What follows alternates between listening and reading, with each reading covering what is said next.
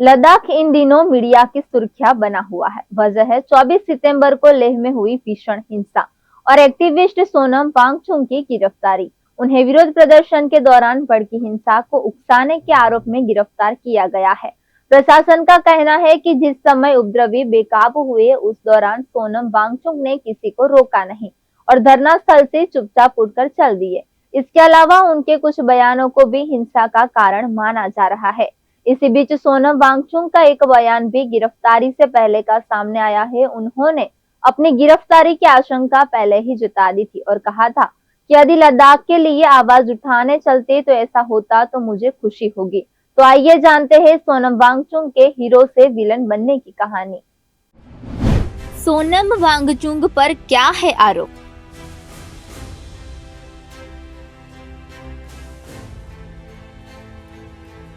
सरकार का आरोप है कि युवाओं को उकसाने का काम सोनम वांगचुक ने किया। दरअसल सोनम वांगचुक के नेतृत्व में ही लेह में लंबे समय से आंदोलन चल रहा है।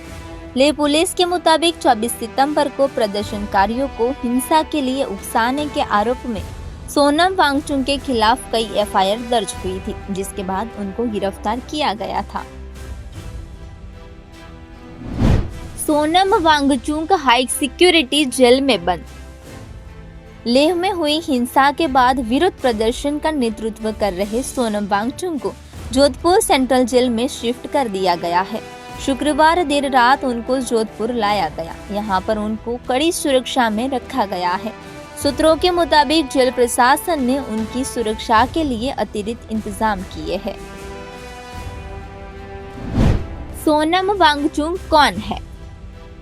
सोनम वांगचुक लद्दाख के एक जाने माने पर्यावरण कार्यकर्ता होने के साथ ही एक इंजीनियर शिक्षक भी है। उन्होंने एनआईटी श्रीनगर से मैकेनिकल इंजीनियरिंग करने के बाद शिक्षा और पर्यावरण संरक्षण के क्षेत्र में काम करना शुरू किया।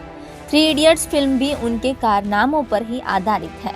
वांगचुक लेह एक्सपेक्स बॉडी के वरिष्ठ सदस्य भी है। एलएबी कारगिल डेमोक्रेटिक अलायंस के साथ मिलकर पिछले 5 सालों से लद्दाख को 6ठी अनुसूची में शामिल करने और राज्य के दर्जे के लिए आंदोलन चला रही है। क्या है सोनम वांगचुक की मांग? पर्यावरण संरक्षण में उनकी भूमिका अहम रही है। उनके इसी कार्य ने उनको वैश्विक मंचों पर पहचान दिलाई। वह जलवायु परिवर्तन के मुद्दे को अंतर्राष्ट्रीय मंचों पर भी उठाते रहे। लद्दाख को पूर्ण राज्य का दर्जा दिए जाने और उसे 6ठी अनुसूची में शामिल करने वाली मांग को लेकर वह कई बार अनशन कर चुके हैं। वह हमेशा यह कहते रहे कि उनका ये संघर्ष लद्दाख की सांस्कृतिक पहचान और पर्यावरण को सहेजने के लिए है। वह लद्दाख को आत्मनिर्भर बनाने की बात करते रहे। लेह हिंसा में 24 सितंबर को क्या हुआ था? लद्दाख को 6ठी अनुसूची में शामिल करने, राज्य का दर्जा देने और लद्दाख क्षेत्र में संवेदनशील इकोसिस्टम की सुरक्षा की मांग को लेकर 24 सितंबर को जमकर हिंसा हुई थी। हालात इतने बेकाबू हो गए थे कि सुरक्षा बलों को मजबूरन आंसू गैस के गोले छोड़ने पड़े और लाठीचार्ज और फायरिंग करनी पड़ी। इसी दौरान 4 प्रदर्शनकारी मारे गए थे और करीब 70 घायल हुए थे। कानून व्यवस्था बहाल करने के लिए लेह में कर्फ्यू लगाना पड़ा था।